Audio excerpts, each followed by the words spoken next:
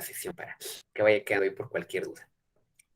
Bueno, pues estamos viendo este modelo cognitivo-conductual y estamos tratando como de entenderlo mucho más claramente que lo que fue el semestre, hace 2 semestres más bien, donde lo veíamos nada más como de refilón, y ahora ya la idea es como tener mucho más comprensión. Y bueno, la clave de todo el modelo cognitivo-conductual es esta idea de que en realidad la parte emocional, sentimental, está determinada por las cogniciones, ¿no? Que ese es el modelo original que plantearon Aaron Beck, Albert Ellis, y que de alguna forma la hija de Aaron Beck, Judith Beck, sigue planteando. Aquí hay discusión, la verdad es que ha cambiado un poco el modelo últimamente, en el sentido de que realmente la velocidad, digamos, de respuesta del, del ser humano en los aspectos emocionales y cognitivos es tan simultánea al evento que es muy difícil como establecer un antes y un después, ¿no? O sea, realmente más bien es casi simultánea la presencia de la emoción, el pensamiento, el sentimiento y la respuesta fisiológica. Todo es casi ocurre simultáneamente. Se divide un poco para fines de comprensión, porque realmente sí hay un tiempo, pero son milisegundos lo que diferencia una cosa de la otra. O sea, percibo un estímulo, automáticamente pienso, automáticamente siento una emoción, automáticamente doy una interpretación de un sentimiento y automáticamente hay respuestas fisiológicas que retroalimentan todo esto. Realmente es muy difícil separar, como lo había hecho Ellis, el modelo ABC, lo hace para fines un poco más bien didácticos, terapéuticos, y sabemos que esto es tan simultáneo que de pronto habrá momentos en los cuales predomina la emoción sobre la cognición y que esto también es un problema, ¿no? Cuando las emociones son muy intensas, la parte, digamos, racional sale un poco fuera de escena, ¿no? Toma el control, toma el timón, el sistema límbico, por así decirlo, y muchas veces lo que lleva a situaciones muy conflictivas o muy difíciles del ser humano porque pues realmente responde más desde esta parte emocional, sin mediación de esta parte luego racional más clara. Y claro que hay un proceso racional incluso en esos momentos, pero el proceso racional suele estar anclado a etapas muy iniciales de la vida, a momentos iniciales, y eso genera que muchas veces la reacción sea disfuncional, ¿no? Pero entonces, en el modelo cognitivo-conductual, a lo que se le da peso de alguna forma es permítanme, es que es cierto, tienen un nuevo compañero momentáneamente. Jejeje, permítanme. Está. Tienen compañero de 3 semanas, está por los sábados durante este corte, y luego regresa a fines de semana. Entonces tendrán compañero nuevo por acá. Yo supongo que no les han dicho o ya lo vieron. Ya en la primera clase. Ya, perfecto, pues ya. Bueno, pues bienvenido Giovanni. Ok, entonces estábamos diciendo esta parte, ¿no? De cómo a veces esto es tan corto el proceso, ¿no? De reacción automática de un estímulo y todo el proceso cognitivo, emocional que inicia, fisiológico, que es como difícil separarlo. Lo que pasa es que el modelo cognitivo-conductual tradicional le da más peso a lo cognitivo, porque de alguna forma es un factor regulatorio de lo otro, ¿no? O sea, realmente los procesos racionales sí nos pueden y nos ayudan o nos dificultan las reacciones emocionales en el día a día. Una interpretación puede disparar incluso una respuesta emocional, aunque no haya un estímulo externo de por medio. Una mera idea interna puede desencadenar situaciones como la ansiedad o como la depresión, el pánico, el enojo, la ira, etcétera, sin que medie un estímulo externo de por medio, ¿no? Y eso hace que sea muy importante. Y de igual forma, una cognición, un pensamiento puede disminuir el efecto de un estímulo externo, de una circunstancia difícil incluso de sobrellevar. Mucho el cómo pensamos las cosas va a influir en el cómo respondemos a lo que está ocurriendo, ¿no? Entonces, más bien es lo que dice esto, los sentimientos no están determinados por las situaciones mismas, sino más bien por el modo en cómo las personas interpretan las situaciones, que es lo que plantean Ellis y Beck originalmente. Entonces, este modelo le da mucho peso a ese proceso de pensamiento. Claro, modelos nuevos de tercera generación, modelos integrativos, ya le dan también mucho peso al trabajo emocional directamente, ¿no? No solamente al trabajo con los. Entonces, eh, pues bueno, vamos a seguir viendo esa parte, ¿no? Decíamos, esto es como un poco recalcar lo anterior, y esto, ¿no? Que pesa, la respuesta emocional está condicionada por la percepción, ¿no? No son las situaciones en sí mismas las que nos pueden llevar a originar malestar o disforias, ¿no? Una disforia es eso, malestar emocional, la respuesta emocional disfórica. Siempre que escuchamos el término, estamos refiriendo a una respuesta emocional negativa y sobre todo muchas veces inadecuada, disfuncional, que nos lleva a un estado de sentirnos mal, de experimentar emociones y sentimientos que son inadecuados en algún momento y sobre todo que dañan, que lesionan de alguna forma pues nuestro propio ser y muchas veces nuestras interacciones humanas. Entonces, no es directamente estímulo-emoción como pensaba el modelo conductual de Watson, por ejemplo, ¿no?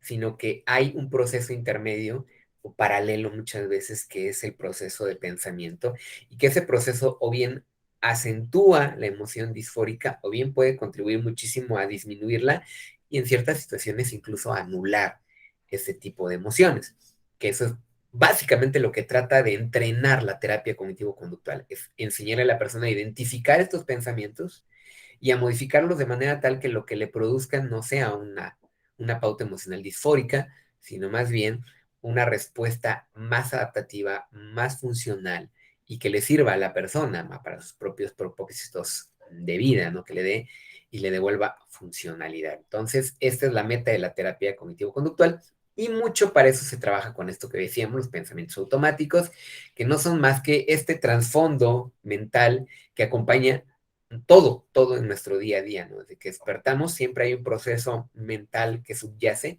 siempre está como en segundo plano, ahí procesando información y pocas veces somos conscientes de este proceso. Estamos muy acostumbrados a no pensarlo, ¿no?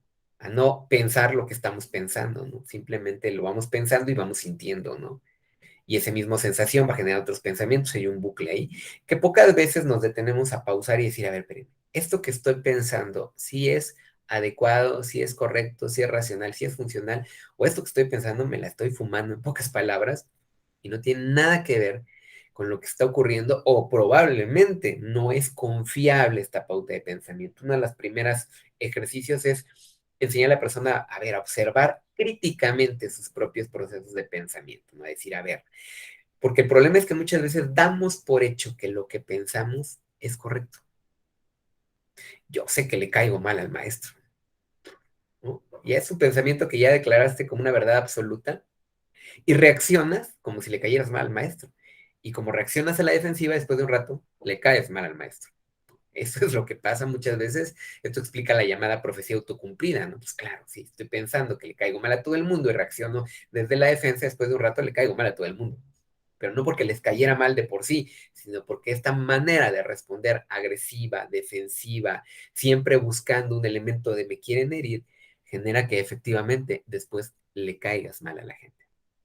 Y eso es lo que hay que trabajar muchas veces en el enfoque cognitivo-conductual, es lo que centra su atención, decir, a ver, espérate, ¿no? Esto que estás pensando, le caigo mal a la gente, le caigo mal al maestro.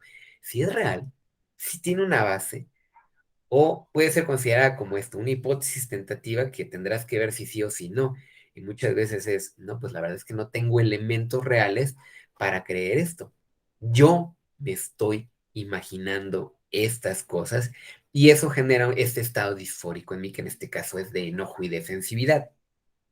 Entonces, de alguna forma es aprender a identificar los pensamientos automáticos, lo que nos va a permitir empezar a cambiarlos. Si yo no soy capaz, en primer lugar, de detenerme y observarme, esto que llamamos la introspección, la visión hacia adentro, no voy a ser capaz de modificar estos pensamientos. Por eso el primer paso en el proceso terapéutico cognitivo-conductual mucho va en la línea de enseñarle a la persona la importancia de reconocer estos procesos de pensamiento automáticos, de identificarlos, para luego poder empezar a cuestionar críticamente estos pensamientos y en determinado momento que no pasen esta prueba, digamos, de realidad que enseñamos al propio paciente a hacer, pues pueda cambiarlos, pueda decir, pues no, esto que estoy pensando, nada que ver, y lo puedo sustituir, este proceso de pensamiento inadecuado, ineficaz, irracional, diría Ellis, por algo más adecuado, por algo más racional, ¿no? Y en la medida en que hago eso, me doy cuenta que el estado emocional disfórico cambia. Definitivamente, cuando mi proceso emocional es más acorde con más definitivamente mi respuesta fisiológica, emocional y por supuesto conductual va a cambiar. Empiezo a darme cuenta que tengo opciones de interpretación y opciones de respuesta que pueden ayudar muchísimo a entender y vivir de una manera pues, más funcional para mí. Entonces, por eso es tan importante esta primera parte, ¿no? De los pensamientos automáticos, ¿no? Y esto, pues sí, es posible aprender a identificarlos, ¿no? Que la pregunta clave ahí, pocas veces que se le hace a uno al paciente, es qué es lo que acaba de pasar por mi mente o por su mente, ¿no? O sea, cada vez que yo me siento irritable, enojado, triste, decepcionado, desencantado, aburrido, etcétera, toda esta amplia gama de posibilidades disfóricas que nos acompañan cotidianamente, y que a veces la gente es que no sé qué me pasó, me enojé y no sé ni por qué. Muchas veces, a ver, pausale. ¿Qué pasó por tu mente en el momento en que pensaste sentir el enojo? No, no sé.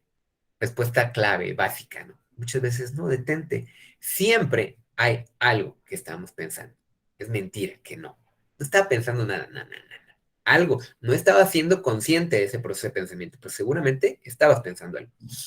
Muchas veces cuando dices, te das cuenta, dices, pues sí, en realidad tenía un tipo de pensamiento que muchas veces te das cuenta que eso empujó el estado de ánimo disfórico, el aburrimiento, el tedio, la apatía, el enojo, la ira, la frustración, etcétera. La que sea, es, a ver, revisa qué estaba pasando. Y esto da pie a esto que llamamos el darse cuenta, ¿no? Eso es el darse cuenta es qué estoy sintiendo y de dónde viene esto que estoy sintiendo, ¿no? ¿Qué lo está propiciando? O a veces es una circunstancia externa, no, es que esa persona me hizo esto, eso. A ver, sí, claro, pero ¿cómo interpretaste esto que hizo la otra persona que muchas veces favoreció que la respuesta fuera mucho más intensa? No es que la gente afuera sea una perita en dulce, a veces sí te fastidian, a veces sí te lo hacen y dices, ay, no, pero muchas veces tu pensamiento puede amplificar este tipo de circunstancias, hacerlas más dolorosas, más terribles y generar reacciones mucho más intensas que cuando lo tomas con cierta racionalidad y dices, a ver, no, puede que esta persona haya hecho esto que me incomoda, que me molesta, que no me gusta, ¿no? Pero en realidad lo hizo para fastidiarme, muchas veces no es así y en realidad necesito actuar fastidiado, me sirve si la persona incluso lo hizo para fastidiarme, o realmente mis habilidades me permitirían decir, pues no pasa nada, y no me lo tomo personal muchas veces, o no me lo tomo desde esta interpretación fatalista, catastrófica de la vida, y eso ayuda muchísimo a que mi respuesta sea mucho más mesurada, que eso es lo que de alguna forma busca este enfoque, ¿no?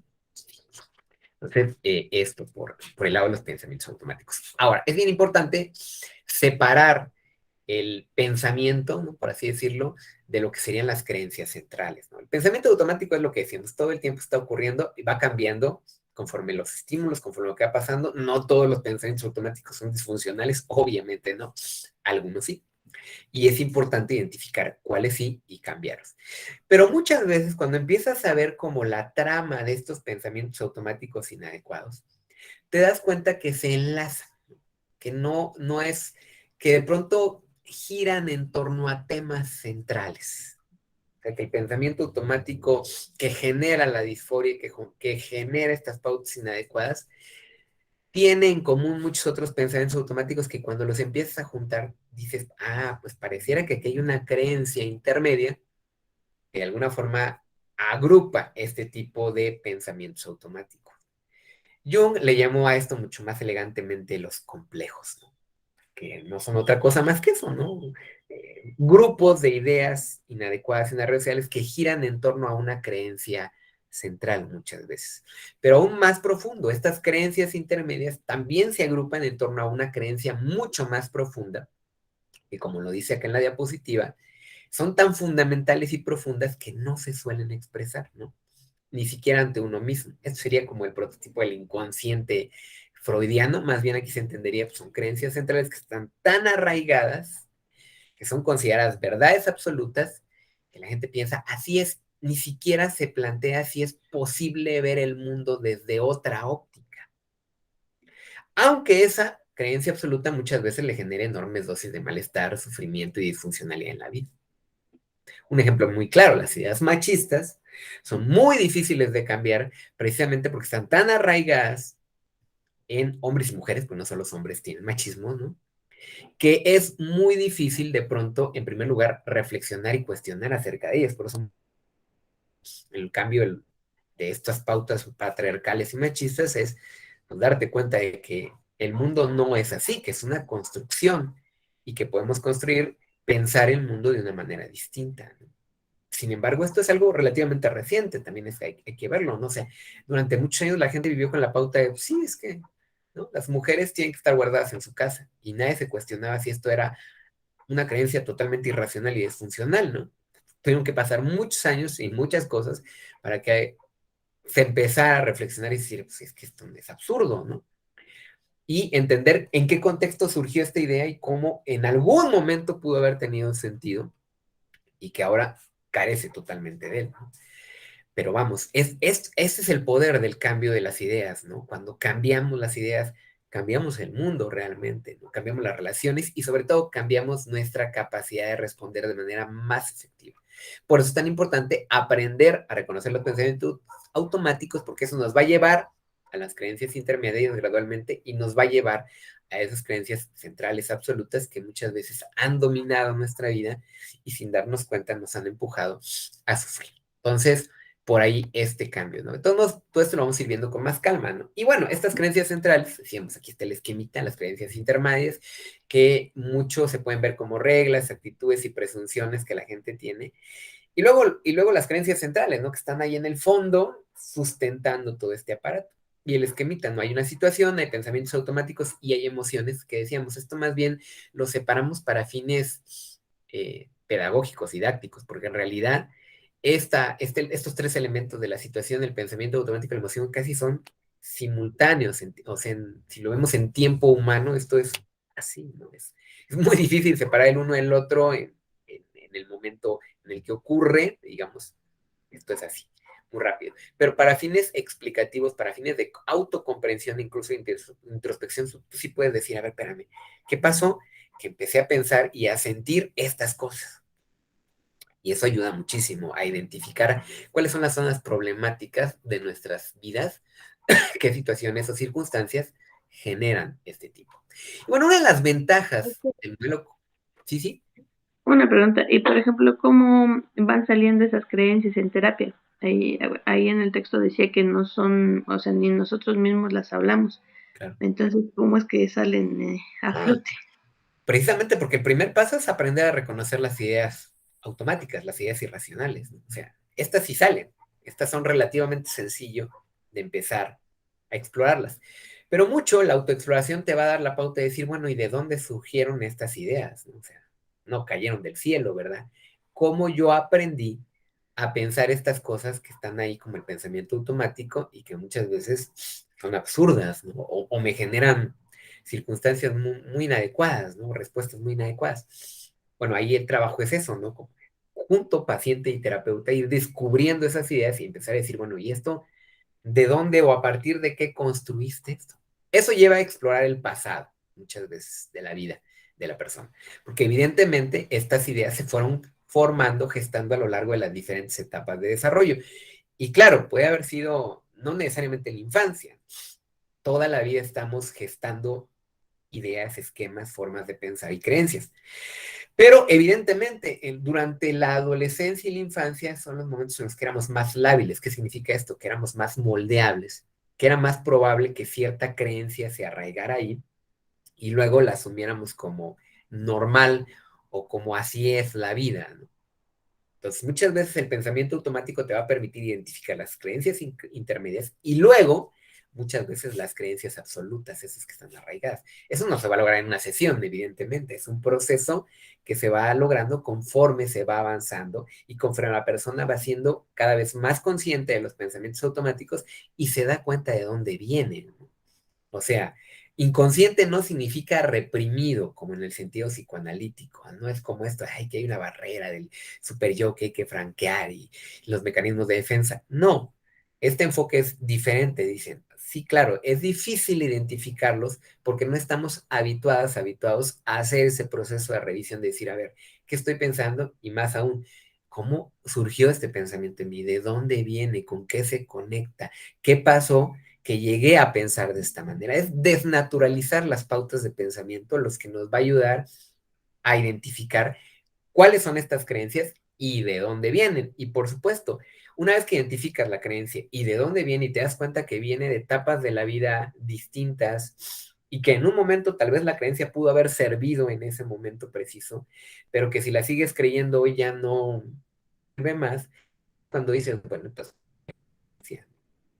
soy capaz de construir una creencia nueva o un conjunto de creencias nuevas que me permitan vivir de manera más efectiva, más congruente y sobre todo que permitan más el desarrollo de mis potencialidades, ¿no? Que esa es un poco la meta de los procesos terapéuticos. No sé si por ahí va quedando un poco más claro. Por ejemplo, el tener los pensamientos, es decir, no, no voy a poder trabajar, no voy a poder hacer esto, y ya las creencias serían, al ir indagando, por ejemplo, el decir es que cuando era pequeña me decían que no, no podía, no podía correr o no era capaz, o sea, son como esos dos factores, o sea, el hoy no poder hacer una cosa, pero porque cuando fue antes, o sea, alguien más me lo dijo y alguien más lo insertó en mi cabeza, algo así. Es que es eso, ¿no? O sea, realmente muchas de las voces internas, que son como las que precursoras de estos pensamientos automáticos, vienen del pasado y vienen de la infancia. ¿Por qué de la infancia, no? Pues precisamente en ese momento tú no traías software instalado, ¿no? Digamos que uno nace sin software, ¿no? Hardware, la analogía cibernética, si lo quieren ver así, ¿no? No tenemos programación cuando nacemos, ¿no? No tenemos pautas de qué hacer o cómo vivir, ¿no? ¿Quién te las da?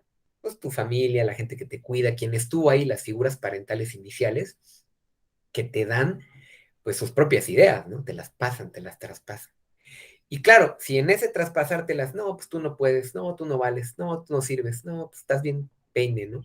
Eres tonto, eres tonta, no vas a poder, a ti todo se te hace difícil, ¿no? Pues esas ideas pasan y yo las adopto y las convierto en creencias. Creo que así soy, creo que el mundo es así. Y luego los pensamientos automáticos son el resultado de esas creencias. En tanto yo no sea capaz de identificar los pensamientos y luego las creencias y luego decir, a ver, ¿de dónde vienen? Y a partir de eso decir, pues no es así, ¿no? O sea, yo puedo ver y darme cuenta de que no es cierta esta creencia, que no es cierto esto que me estuvieron diciendo, es mucho más fácil decir, pues bueno, puedo creer de otra forma y que no es verdad, que no sirva, que no pueda, que sea tonto, que sea tonta, que sea inútil. Vamos, ¿no? Estas cosas, claro, no es como pensar realistamente, es decir, claro, me puedo equivocar. Cuando estoy aprendiendo algo se me puede dificultar, pero eso no significa que sea tonta, tonto o inútil, ¿no? Es una interpretación que me genera frustración, baja autoestima, tristeza, enojo, incapacidad y que me lleva muchas veces a no intentar hacer las cosas porque no sirvo, no puedo, nada me va a salir, etcétera, etcétera. Estas cosas que estamos pensando continuamente y que es el pensamiento automático. Esa es la idea, ¿no? De identificar las creencias para poder transformarlas, para poder cambiarlas. Gracias, doctor. Bueno, todos esto lo vamos a ir viendo a lo largo de todo el semestre porque pues de eso se trata, ¿no? Entonces, de cómo ir haciendo este asunto. Bueno, decíamos, ¿no? El tratamiento, en segundo lugar, se va a centrar en las creencias y pensamientos que subyacen a las ideas disfuncionales, al pensamiento automático. Aquellas creencias intermedias y centrales que resultan relevantes son evaluadas de distintas maneras y más tarde son modificadas para lograr un cambio en las conclusiones que saca el paciente a partir de las percepciones de los hechos. O sea, digamos que el problema es eso, que la gente con ideas distorsionadas, pues va a generar conclusiones distorsionadas, ¿no? Eso es lo que pasa.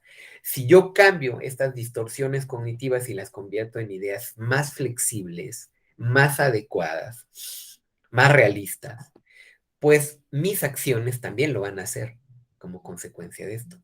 Y por eso la terapia cognitivo-conductual es también muy efectiva en ese caso. Rápidamente empieza la gente a ver resultados de lo que hace, pues porque está centrada precisamente en todo el tiempo estar viendo, a ver esto que estás pensando, sí o no.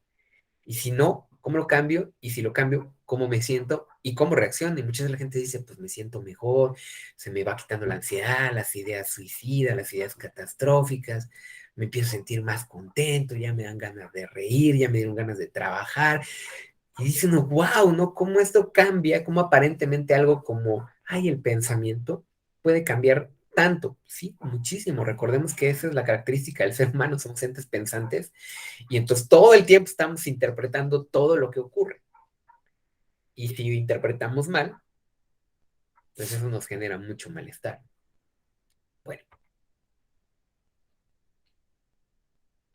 ¿cuáles son las preguntas básicas, psicóloga, psicólogo, debo plantearme, ¿no? Acerca de la persona que estoy tratando de acompañar? Pues, ¿cómo llega este paciente a esta situación, no? O sea, ¿qué pasó que empezó a pensar de estas formas? Eso es lo que justo nos va a ayudar a identificar las creencias. Siempre, sí, porque generalmente cuando la gente llega y empieza a explorar, lo primero que sale es eso, ¿no? Este pensamiento automático muchas veces negativo, catastrófico, absolutista, rígido, personalista, que son características de las ideas irracionales que Ellis estudió mucho. Y bueno, te das cuenta y dices, pero la pregunta es, ¿cómo llegó a pensarse y pensar el mundo de esta manera? ¿Qué debilidades y acontecimientos de su vida, traumas, experiencias, interacciones fueron significativos al respecto? O sea, y eso no te lo inventas, ¿verdad? Es a partir de las preguntas, a partir del diálogo, a partir de la reconstrucción de los procesos de vida de la persona, te vas dando cuenta de dónde viene esta parte, ¿no? De dónde llegó, qué pasó ahí, qué pudo. Incluso hay herramientas psicométricas en terapia cognitivo-conductual que te permiten identificar este tipo de experiencias negativas que fueron forjando esta visión negativa de sí mismo, el mundo y las personas, porque son estos tres, esto de la tríada cognitiva de Beck para la depresión, pues es muy válido. Generalmente la interpretación está en tres áreas, ¿no? ¿Qué pienso acerca de mí? ¿Qué pienso acerca del mundo? ¿Qué pienso acerca de las personas? Y estas tres preguntitas de pronto parecen muy sencillas, pero si las revisamos y nos las aplicamos, dices, ah, caray, ¿no? O sea, pocas veces lo hacemos. ¿Qué pienso acerca de mí, no? Me siento competente, a gusto con mi apariencia, capaz, alegre con lo que soy, conforme, adecuado. ¿Qué zonas de mi vida me disgustan? ¿Qué cosas de mí no me terminan de agradar?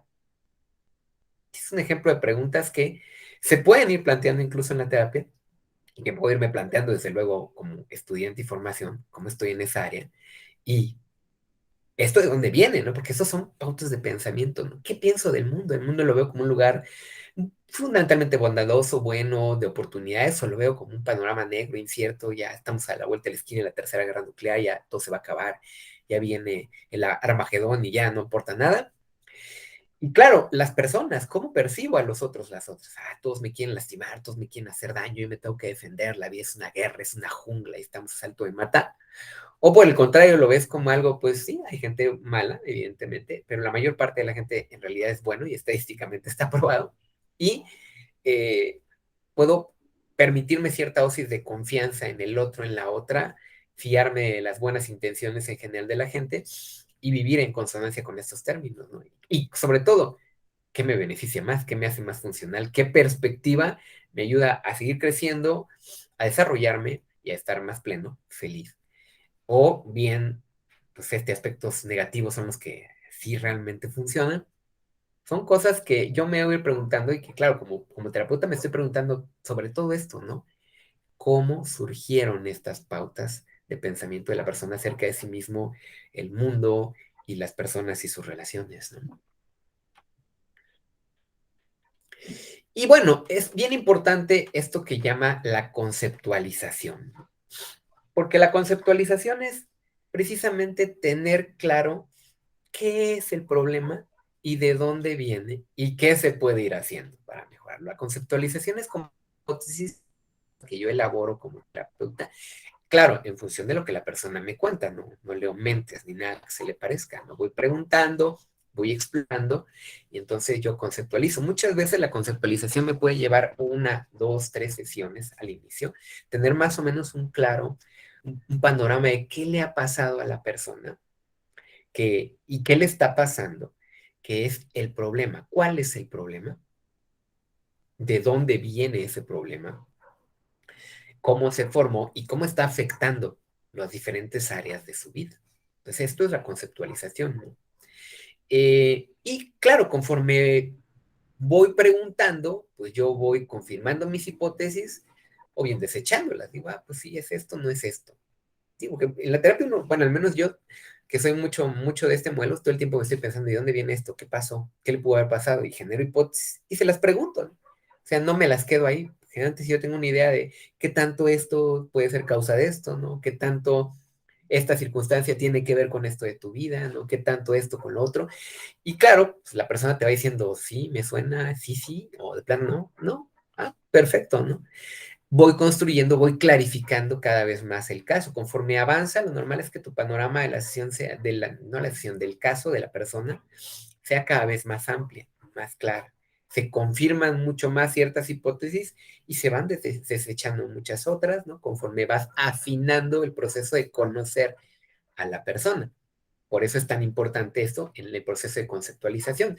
¿Por qué? Porque tener claro esto que conductismo veíamos, el análisis funcional, también en cognitivo conductual, tener en claro cuáles son las causas históricas, cuáles son las causas de mantenimiento, cuáles son los factores intermedios que están mediando la situación, cuáles son los problemas y los objetivos terapéuticos, pues te va a ayudar a que no te pierdas, a que sepas qué toca trabajar. Y esto es bien importante, porque una de las ventajas y características de la terapia cognitivo-conductual es que tiene una estructura las sesiones, ¿no?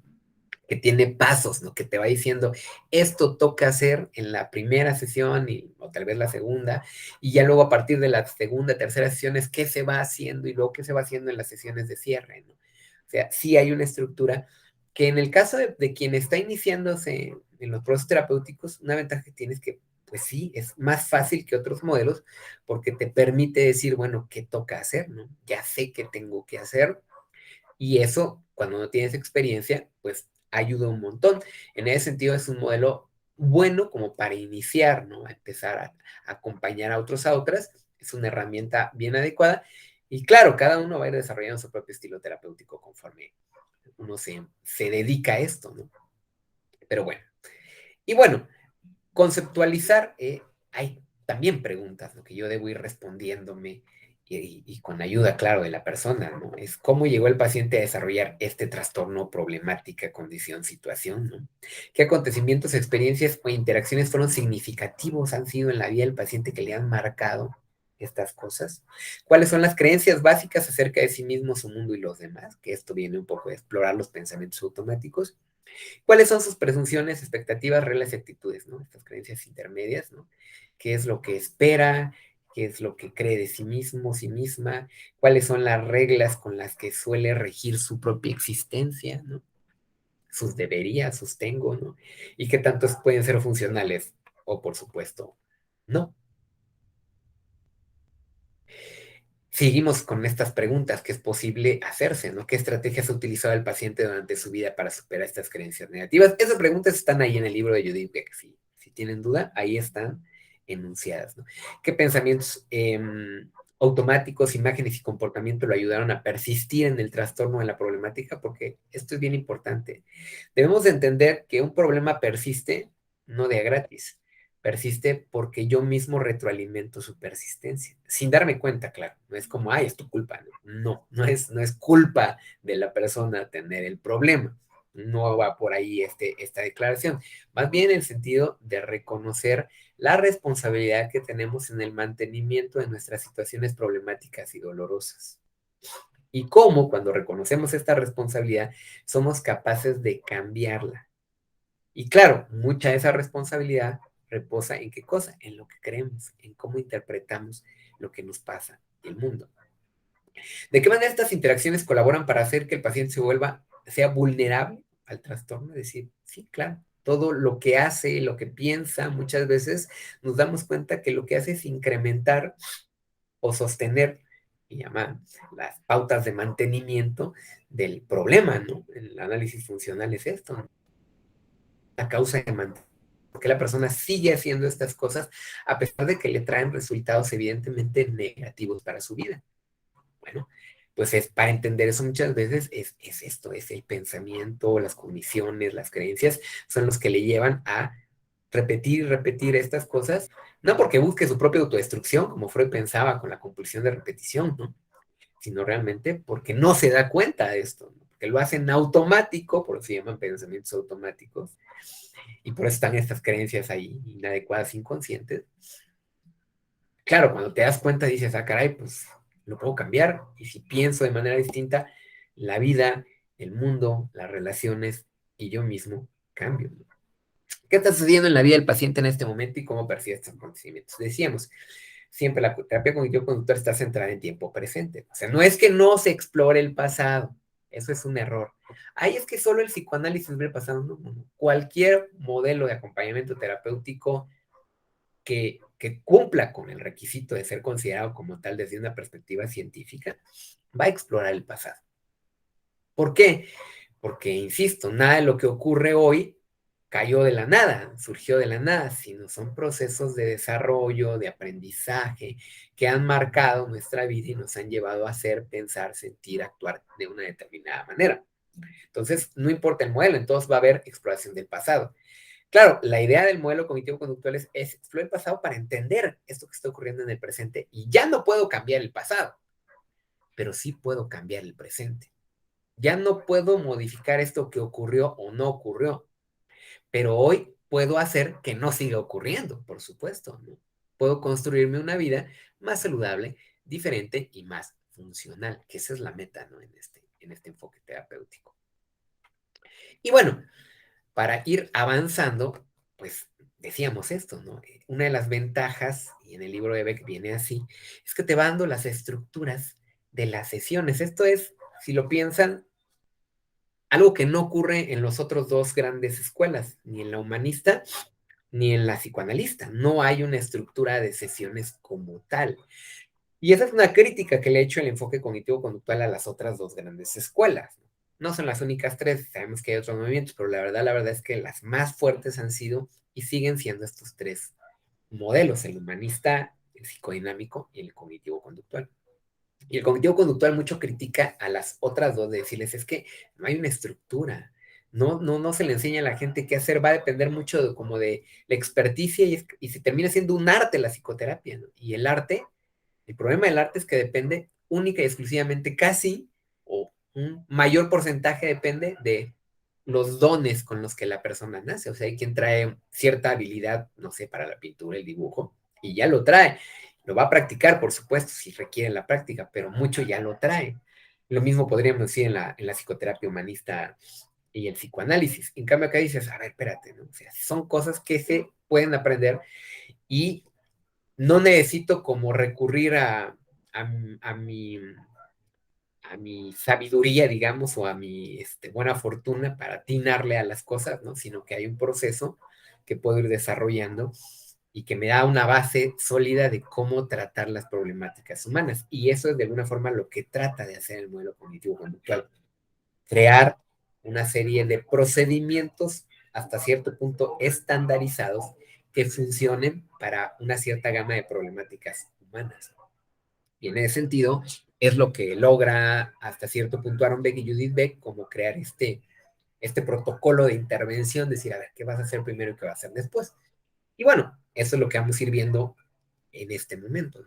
¿Cuál es la estructura de esta primera sesión? Dice de primera sesión, pero yo, siendo realista, les puedo decir, ves, muchas veces te llevas la primera y la segunda haciendo esto primero, incluso hasta la tercera, va a depender mucho del caso, la persona, cómo llegue y lo que esté ocurriendo, ¿no? A veces que es bien claro y dices, ah, pues sí, esta es la conceptualización. Otras veces dices, ah, caray, pues fue la primera sesión y fue tanto, a veces llanto, tristeza, contención emocional, que pues apenas estoy entendiendo un poco de dónde vienen, necesito más para poder, más información, más datos para poder armar la conceptualización, porque esto es un poco la meta de estas primeras sesiones, conceptualizar inicialmente el caso. Primera parte de la sesión, establecer el plan, ¿no? Que esto mucho tiene que ver, bueno, pues, ¿qué trae la persona? ¿Cuál es la problemática? ¿Qué lo lleva a terapia? ¿Qué la lleva a terapia? ¿Tiene un problema identificado claro? Porque a veces la gente dice, es que me siento muy mal, me siento infeliz, me siento de la fregada y no sé qué me ocurre. Y es real, no sabe, no puede identificarlo, ¿no? Un poco más difícil porque dices, bueno, que identificar qué es lo que le pasa a la persona para poder pensar un plan, ¿no? Pero incluso en el no sé qué me pasa, sí se pueden hacer muchas cosas, porque claro, lo que tienes que favorecer ahí es que la persona empiece a ser autorreflexiva, autoconsciente, introspectiva, que se vaya dando cuenta, y eso lo puedes empujar con tareas, con técnicas. Hay formas de empujar a la gente a que desarrolle esa capacidad introspectiva que todos y todas tenemos en mayor o menor grado, ¿no? Entonces, el establecer el plan es un poco decir, bueno, ¿qué vamos a hacer? ¿No? ¿De qué se trata este asunto? ¿No? ¿Qué es lo que la persona la trae a terapia y qué podemos empezar a hacer pues, para trabajar ese asunto? ¿No? Muy importante el punto 2 es el control del estado de ánimo, que eso va a estar presente en todas las sesiones de terapia cognitivo-conductual. ¿Qué es el control del estado de ánimo? Es el cómo en este momento emocionalmente la persona se ha sentido y cómo se ha sentido en el lapso entre sesiones, porque parte de la terapia cognitivo-conductual es siempre estar viendo el avance y eso se controla con dos cosas. Una, las tareas que vas dejando y dos, esa revisión de ¿y cómo estás? ¿No? ¿Cómo has estado? ¿Cómo te ha ido en este lapso? ¿Qué ha pasado? ¿Qué ha cambiado? ¿Qué sucedió? Bueno, en la primera sesión, pues como vienes, ¿no? Generalmente la primera sesión, cuando llega la gente a terapia, pues no llega brincando, ¿verdad? Si no, no llegaría, muy probablemente. Generalmente llegan desbordados, llenos de cosas, angustiados, agobiados por muchos temas y a veces no saben cuál, o a veces es uno muy concreto que pareciera que es el problema y que muchas veces te vas dando cuenta que pues nada más es una parte, ¿no? De la problemática de vida de la persona. Algunas veces, claro, alguien llega con un problema muy concreto y muy identificado y dices, ok, ahí está, ¿no? Pero sí hay que trabajar siempre con el cómo está emocionalmente la persona. Revisión de la presentación, identificación de problemas y establecimiento de objetivos. O sea, ¿qué es lo que pasa? Construimos el problema, vemos qué es lo que se quiere lograr, qué es lo que necesitaría la persona, obviamente, para sentirse mejor, para estar mejor, para funcionar mejor. Es muy importante la instrucción. Este modelo, a diferencia de otros, es un modelo psicoeducativo, es decir, la persona tiene que darse cuenta cómo funciona para poder aplicarlo. Muy importante es que la persona entienda el papel de las cogniciones, es decir, de los procesos de pensamiento en su problema.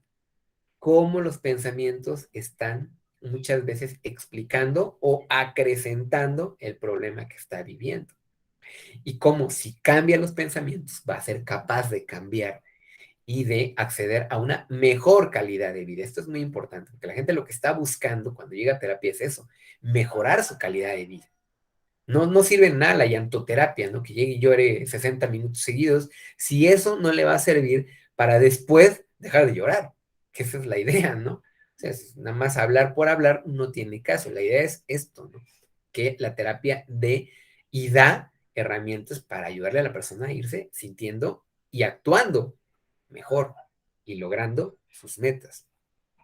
Las expectativas acerca de la terapia, no sé, la gente que cree, que espera de la terapia es una pregunta también importante de hacer en la primera sesión, ¿no? Dice, ¿qué esperas? Porque hay que controlar las sobreexpectativas cuando son muy altas, ¿no? Y también las muy bajas expectativas, ¿no? O sea, ser como realista, hay cosas que se pueden ir cambiando en la terapia, mucho se puede hacer. Claro, es un proceso gradual, va a depender de la problemática, pero tampoco hacemos milagros, ¿no? Pero tampoco es que, como en el psicoanálisis, hay en 20 años, ¿no? O sea, no. O sea, hay que ser realista, ¿no? O sea, si hay cambios, vas a notar cambios y empiezas. Sobre todo, hay que hacer énfasis. Mucho depende de ti. O sea, porque aquí la estructura de la acción, pues son 60 minutos y se hace lo que toca hacer. Pero tu compromiso es, después es hacer las tareas. Es llevarte a casa y hacer lo que te toca hacer. Si no lo haces, bueno, no va a haber cambio, ¿no? Esto también es muy importante, que la expectativa deposite responsabilidad del cambio en la propia persona. Porque además esto le ayuda mucho. La persona muchas veces piensa que todo lo malo que le ha pasado viene de fuera. Y claro, no es que se niegue que a veces le ha tocado las de Caín, que le ha llovido sobre mojado, ¿no? Pero la otra parte es bien importante, ¿no? Tú puedes elegir muchas veces y eliges el cómo reaccionas a estas cosas, que aunque negativas que te pueden tocar, sí las puedes ir transformando desde tu accionar y tu interpretación. Por eso es importante. Instruir al paciente acerca de su problema o condición, esto también es muy importante. Cuando la persona tiene una identificación, tengo depresión, por ejemplo, tengo ansiedad, hay que explicarle que es una enfermedad, que no es algo que ella quiera, ¿no? Y que no se va a resolver como la gente, ay, échale ganas, ¿no? Ay, estás enfermo porque quieres. No es cierto, son enfermedades y como cualquier enfermedad no es, ay, pues, yo quería que me diera cáncer, ¿no? Yo quería que te pasaron, pues claro que hubo causas, pero no es tu culpa, ¿no?, tener esta condición. Y eso muchas veces alivia. Parece mentira, pero la gente, tener la información correcta acerca de su condición le ayuda también. A veces decía, pues sí, entendí que tengo depresión y que es una condición, que es una enfermedad, que necesito tratarla, que se puede curar, por supuesto. Le ayuda y dice, pues sí, ya me siento más tranquilo, tranquila, ¿no? Fin de la sesión de asignación de tareas para el hogar, o sea, es ir cerrando y que te va a llevar de tareas que obviamente tengan que ver con mejorar los objetivos terapéuticos y con este plan que estoy estableciendo yo con la persona para ir mejorando. Y la retroalimentación es cómo te quedas, cómo te vas, hay dudas, qué te llevas, ¿no? Siempre es bien importante, ¿no?, que la persona se lleve un poco una autorreflexión acerca de lo que se dio cuenta en el proceso, en la sesión, y lo que se lleva de pendientes. Esto es muy importante trabajar en la retroalimentación. Esta es la estructura a grandes rasgos de la primera sesión. Yo le recomiendo muchísimo continuar con el texto de Judith Beck, ¿no?, donde viene precisamente todo este asunto y donde vamos a ir como trabajando un poco más estos aspectos ya más pormenorizados de la primera sesión y luego empezaremos a ver los de las siguientes sesiones. Pues por el momento creo que sería todo. ¿Alguna duda, alguna pregunta? Doctor, cuando estamos en nuestra primera sesión, ¿es válido ir tomando apuntes? Hay una controversia. Yo, la verdad, no lo hago, porque, al menos en mi experiencia, me he dado cuenta que la atención disminuye, ¿no? Que o estoy haciéndote caso a lo que me dices o me pongo a anotar en la libreta. Hay quien dice, sí, pero es que si no, no me voy a acordar. Yo les puedo decir una cosa, es entrenar un poco la memoria para estas cosas. Y la mejor manera de recordar algo es estar atento, ¿no? La atención psicológica es esencial porque cuando le prestas atención a lo que la gente te está diciendo y lo conectas también contigo mismo y lo haces, y también algo que ayuda muchísimo, y eso sí no manejan los cognitivo-conductuales, bueno, no todos, ¿no? Se los enseñan como parte de este protocolo, a otras terapias integrativas, sí, ya más nuevas, es esto del reflejo, ¿no? El preguntar si te está quedando claro lo que la gente te va diciendo, eso ayuda a que quede muy grabado en ti y que luego sepas, ¿no? O sea, este asunto. Si van a anotar, yo les sugeriría que fueran cosas clave, ¿no? O sea, que no así. Espérame, ¿qué dijiste? No, sino puntos clave de la sesión que a mí me interesan, los voy a anotar, pero así, con claves, palabras clave. Hay que aprender también a anotar si voy a anotar en proceso terapéutico. ¿Por qué? Porque pues si no, me pierdo. La otra opción es, y también es recomendable, ahí también un poco ver cómo se acomoda, hay quien prefiere anotar terminando la sesión. Dices, ok, me doy unos 5 minutos, 10 minutos entre sesión y sesión, y entonces, anoto todo lo que vi y consideré importante, y ya, ¿no? Y el paciente que sigue, ¿no? A mí me gusta más esa técnica, la recomiendo mucho más porque está fresca la información, la viertes, ves lo significativo, ves incluso, puedes señalar notas, qué faltó, qué necesito preguntar, qué me falta indagar, cómo se puede ir trabajando esto, incluso qué necesito consultar, ¿no? Porque uno no lo sabe todo, ¿no? O no lo tienes tan fresco. Caray, yo acuerdo que alguna vez trabajé un protocolo de intervención para, no sé, eh, la obesidad, ¿no? Pues ahorita lo voy a consultar para ver cómo lo integro, ¿no? O ver qué otras opciones han salido últimamente, ¿no? Ya, me dejo mi tarea también a mí de lo que voy a trabajar. Y claro, ya sé que le quedó de paciente, ya le dejé, incluso es muy bueno anotar que dejé de tarea a mi paciente para que la siguiente sesión no se me olvide. Ay, que dejé de tarea, no. Es llegando y después de hacer el, como el cómo está, ¿no? cómo te fue con tu tarea, ¿no? Y revisarla, ¿no?